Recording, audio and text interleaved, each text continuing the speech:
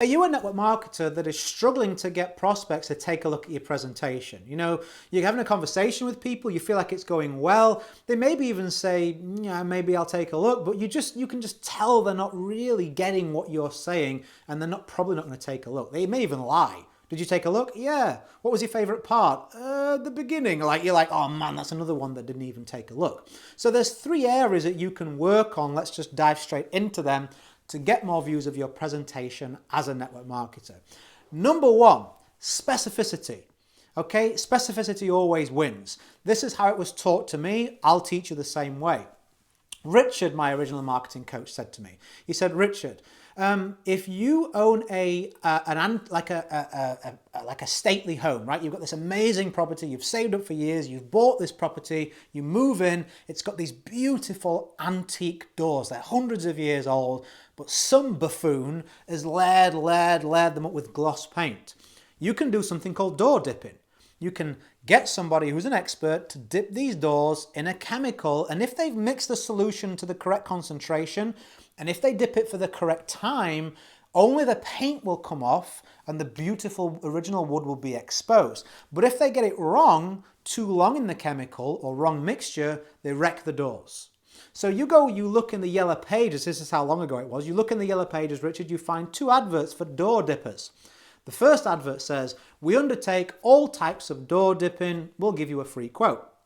Seems reasonable. The second one says, we specialize in hand dipping antique doors from stately homes. Who do you go to, Richard? Who, like Ghostbusters, who are you going to call? I'm going to call the second advert, I said. He said, why? I said, because I believe and trust that they have what I need. He said, why?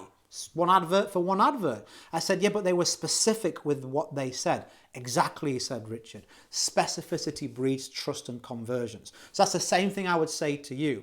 If right now you're adopting a blanket approach to people, check this presentation out. I got something you're going to want to take a look at. You're probably going to want to see this. That's not enough curiosity on its own. If you want to generate real curiosity, which is my second area to focus on, then you must have specificity. The 2 go hand in hand. See, if I go to a teacher and I say, I've got a presentation that teachers have been watching and being able to move from full-time to part-time and not reduce their income at all, in fact, grow it, how many teachers are going to want to at least take a look at that? A lot of them. But if I say, hey, I got something you're definitely going to want to see, loads of people are getting results with this, they go, sounds a bit spammy. Everybody says everybody gets results these days. I don't really believe you. So if we have specificity, the curiosity is what's going to increase. And now if we focus on curiosity as well, and we make that the main focal point, the second area, have a presentation that fits in with the conversations that you're having. Don't keep trying to send people to the generic presentation of your company. Because it's generic means it lacks specificity. It purposefully tries to appeal to all people and everybody. It leaves a lot of work for you to still to do, right? A lot of unanswered questions. So it makes it hard for you. In many cases, it distances people from actually taking a look at it because they watch the first 20 seconds, they go, I'm not watching this, it's not even for me.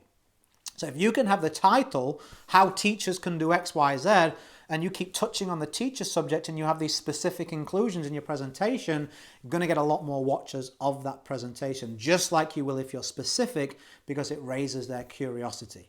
The third and final area, which is not to be overlooked, is honesty. Like so many people, they will do the first 2 correctly. I'm specific, Richard. You know, I've created this curiosity. And then they start exaggerating what they're doing. Your prospect can smell that bullshit a mile away. Do you know what I mean? Like, oh, you'll be a millionaire by the end of the month. Everybody's getting results. Copy and paste easy. You're guaranteed to get success. Everybody goes, well, if this was so good, everybody would do it. So straight away, they don't watch the presentation because they say, you know what? I don't believe you, so I believe it'll be a waste of my time. I believe this won't be for me, so why would I even bother? So they may be polite and just say, oh yeah, I watched it, or I've been busy, or whatever, right? But the truth is they have no intention of watching it because you positioned it to be spammy. So be honest about it. Hey, listen, I have no idea what it's going to do for you or if it'll be interesting for you, but all I know is the last 17 teachers that I've watched this, 5 of them actually applied what it was, and now 2 of those are making X amount of money. Maybe you'll be one of those 2. I don't know. Only one way to find out is take a look, right? Just be honest with people. Do you know what I mean? And ask them the question, hey, you're going to take a look at it? No. Why not? Well, because I don't believe you. Okay, now you can work with that. Now you can get more presentations from that feedback. Are you going to watch it? Yes. Okay, why are you going to watch it? Well, because I'm a teacher and you mentioned it's for teachers, Richard. Okay, definitely got to mention that. So if we start asking these questions and we start being honest and asking these open and honest questions, we're going to get feedback that we can use to drive more presentation views, and people now like, I can believe this guy or this girl. So they're going to watch them even more as well. So specificity, curiosity, and honesty, those three things are going to make leaps and bounds more people to convert and actually take a look at your presentation, which is the name of the game, right? We want to get the right eyes on that information. So was this useful? Are you going to work on one or all of those? If you think that it's going to be helpful for you, stick a comment, stick a like so I know to make more of this content. If you're a network marketer, I highly recommend that you go to www.authoritynetworker.com/webinar.